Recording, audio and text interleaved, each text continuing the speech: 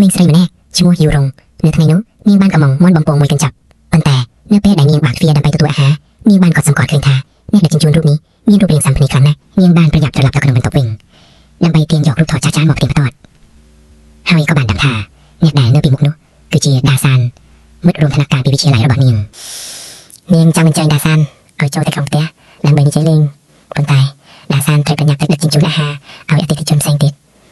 បន្ទាប់ពីសាកសួរសុខទុក្ខគ្នាបន្តិចបន្តួចគេក៏បានចាក់ចិនទៅយ៉ាងលឿនយូរងដែលនៅម្នាក់ឯងក្នុងបន្ទប់កាន់តែគិតកាន់តែមានអារម្មណ៍ថាសោកស្ដាយទោះបីជានាងមានអាយុជាង30ឆ្នាំទៅហើយក៏ដោយប៉ុន្តែនាងនៅតែមានមន្តស្នេហ៍ហើយនាងមិនចង់បាត់បង់ឱកាសជួបគ្នាឡើងវិញនេះឡើយដូច្នេះនាងក៏បានទៅរកដាសានភ្លាមៗនិងបានសម្ប៉ោអាហារគេមួយពេលមិនយូរប៉ុន្មានអ្នកទាំងពីរក៏បានណាត់ជួបគ្នាជាលើកដំបូង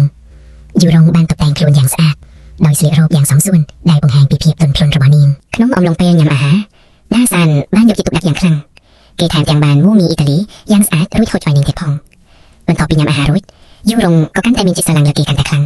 ហើយក្នុងចិត្តរបស់នាងក៏ចាប់ផ្ដើមមានអារម្មណ៍ល្អៗចំពោះគេដើម្បីអាចជួបដាសានម្ដងទៀតយូរងបានខ្មងមិនបំពងរៀងរាល់យប់ប៉ុន្តែមិនមែនគ្រប់ពេលសុទ្ធតែបានជួបគេជាអ្នកដឹកឲ្យនោះទេរហូតដល់ទីបំផុតកិច្ចខំប្រឹងប្រែងរបស់នាងក៏បានសម្រេចគឺនាងបានជួបដាសានជាអ្នកដឹកមកឲ្យផ្ទាល់យប់នោះអ្នកទាំងពីរបានញ៉ាំមុនបំពងបណ្ដាលនិងជជែកគ្នាលេងបណ្ដាយ៉ាងសប្បាយរីករាយយូរងដែលមិនសូវជាផឹកស្រាក៏សពឹងជោគជៀមហើយក៏បានឃើញលោកនៅសាឡុងដាសានដែលមានចិត្តល្អបានឃើញបន្ទប់ម្ចាស់រញ៉េរញ៉ៃបន្តិចក៏បានជួយរៀបចំយ៉ាងយកចិត្តទុកដាក់បន្ទាប់ពីរៀបចំរួចគេក៏បែកញើសយ៉ាងខ្លាំងទើបសម្រេចចិត្តចូលមុតទឹកបន្តិចបន្ទាប់ពីដាសានមុតទឹករួចគេបានឃើញយូរងគេនៅលើគ្រែយ៉ាងស្កប់ស្កល់គេក៏បានចូលទៅជួយដណ្ដប់ភួយឲ្យនាងយ៉ាងថ្នមតា